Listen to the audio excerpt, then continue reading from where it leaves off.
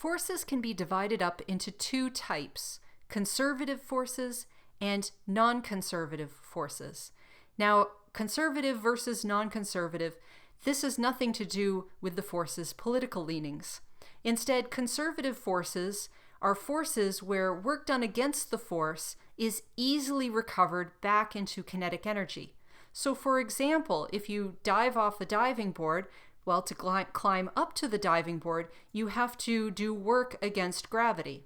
So that work you do against gravity becomes gravitational potential energy, and that gravitational potential energy easily converts back into kinetic energy when you dive off the diving board.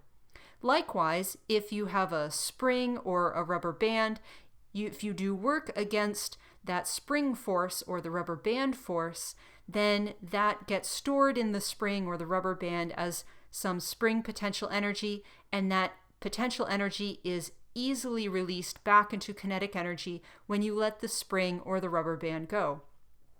On the other hand, a non-conservative force is one where when you do work against it, that's not easily converted back into kinetic energy.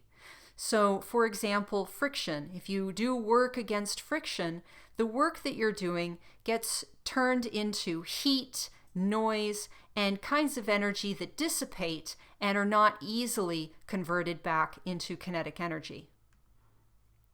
Another way of telling the difference between a conservative force and a non-conservative force is that if a force is conservative, if the work you do against it does in moving an object from one location to another is independent of the path. So for example, if I do work against gravity, if I go from a low height to a higher height, it doesn't really matter how I get there. I could climb up two different ladders, taking two different steps, and I will gain the same amount of potential energy as if I just went up one single ladder, and the amount of kinetic energy I get back is the same when you dive off the diving board. So that means that gravity is a conservative force because the amount of work going from point A to point B is independent of the path.